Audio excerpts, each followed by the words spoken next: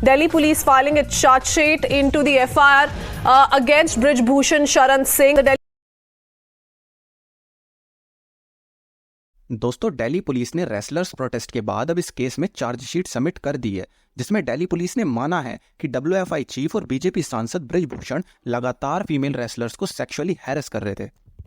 दोस्तों, इस वीडियो में हम एनालाइज करेंगे इस चार्जशीट को, एक नज़र डालेंगे सभी फीमेल रेसलर्स के बयानों पर और साथ ही साथ उन सभी सबूतों पर जो दिल्ली पुलिस ने अपनी चार्जशीट में अटैच करे हैं, जिन्हें देखकर आपको भी कहीं ना कहीं महिला पहलवानों के आरोपों पर भरोसा होने लगेगा।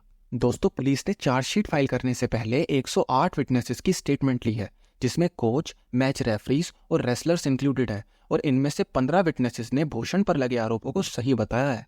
दोस्तों, दिल्ली पुलिस ने ब्रिज भूषण पर सेक्शन 506 क्रिमिनल इंटिमिडेशन मतलब फीमेल रेसलर्स को धमकाने, section 354 outreaching the modesty of women महिला पहलवानों की गरिमा को ठेस पहुंचाने के लिए, सेक्शन 354A सेक्सुअल हैरेसमेंट महिला पहलवानों का यौन उत्पीड़न करने के लिए, सेक्शन 354D स्टॉकिंग महिला पहलवानों का पीछा करने के लिए, पहलवानों को गलत चीज़ों के लिए कॉन्टैक्ट करने के लिए ये धाराएं अपनी चार्जशीट में फाइल की हैं।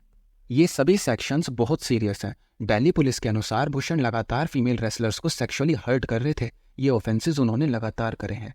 दोस्तों, अब मैं आपको बताऊंगा कि फीमेल रेसलर्स ने इस मामले में क्या स्टेटमेंट दी है और साथ ही साथ वो एविडेंस भी जो दिल्ली पुलिस ने अपनी चार्जशीट में फाइल किए हैं। बेटियों के मान सम्मान की लड़ाई है।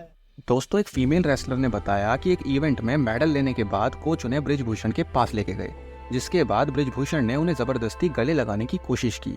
रेसलर बताती हैं कि उनके एक हाथ में नेशनल फ्लैग था, जिसकी वजह से उन्होंने अपने दूसरे हाथ से ब्रिज भूषण को पीछे हटाने की कोशिश की। साथ ही एक दूसरे मामले में ब्रिज भूषण ने उन्हें फोर्सफुली 15 से 20 सेकंड तक गले लगाए रखा। दोस्तों, इस एलिगेशन के सपोर्ट में दिल्ली पुलिस के पास एविडेंस भी है। 2 फोटोग्राफ्स में ब्रिज भूषण इसी फीमेल रेसलर की तरफ बढ़ते हुए नजर आ रहे हैं। इससे उनकी इस फीमेल रेसलर के पास प्रेजेंस भी प्रूव होती है। दूसरे बयान में एक रेसलर ने बताया कि वो अपने कोच के साथ ब्रिज भूषण के ऑफिस में जाती हैं, जिसके बाद चीफ उन्हें बैठने को बोलते हैं।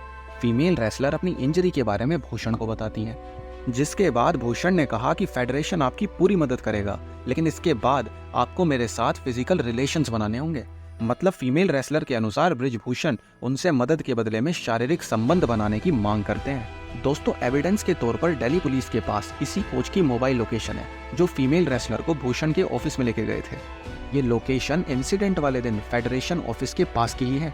इससे फीमेल रेसलर की स्टेटमेंट सीधे सीधे मैच होती है। थर्ड स्टेटमेंट में रेसलर ने बताया कि वो एक इवेंट में लास्ट रो में खड़ी होती हैं, जिसके बाद ब्रिज भूषण उनके पास आके खड़े हो जाते हैं और फिर उनकी बैक साइड पर गंदे तरीके से हाथ लगाने लगते हैं, जिसका विरोध करने पर भूषण उनके शोल्डर को पकड़ लेते हैं और उनको अपनी तरफ खींच लेते हैं। एविडेंस के तौर पर दिल्ली पुलिस ने 4 फोटोग्राफ शो किए हैं, जिसमें शिकायत करने वाली पहलवान बैठी हुई दिख रही हैं और साथ ही साथ ब्रिज भूषण भी उस फोटो में दिख रहे हैं। इस स्टेटमेंट में एक महिला पहलवान का कहना है कि वो मैट पर बैठी होती हैं, जिसके बाद उनके कोच की एब्सेंस में भूषण अचानक उनके पास आते हैं और रेसलर की परमिशन के बिना भूषण उनके टी शर्ट के अंदर हाथ डालते हैं, उनकी ब्रेस्ट पर हाथ लगाते हैं और विरोध करने पर रेसलर की ब्रीथिंग चेक करने का बहाना बनाते हैं। एक दूसरे इंसिडेंट में फीमेल रेसलर को फेडरेशन ऑफिस बुलाया जाता है। रेसलर ने बताया कि वो अपने भाई के साथ फेडरेशन ऑफिस जाती हैं। भूषण के ऑफिस में जाते वक्त उनके ब्रदर को बाहर ही रोक दिया गया।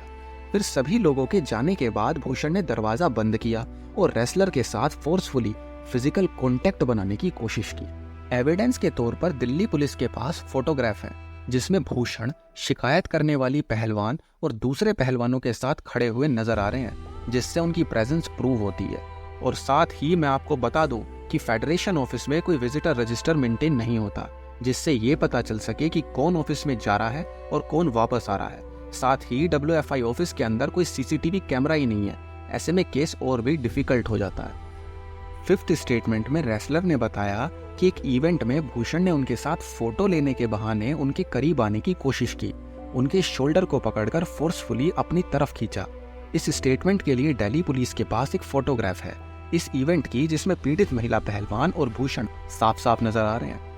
6th स्टेटमेंट में रेसलर बताती हैं कि एक इवेंट में भूषण ने उन्हें उनके पेरेंट्स से बात करने को कहा, लेकिन उस वक्त रेसलर के पास कोई पर्सनल मोबाइल फोन नहीं था, जिसकी वजह से भूषण ने उन्हें अपने पास बुलाया, जहां भूषण अपने बेड पर बैठे हुए थे, मोबाइल पर बात करने के लिए जब रेसलर भूषण के पास गई तो भूषण ने उन्हें फोर्सफुली गले से लगा लिया, बिना रेसलर की परमिशन के।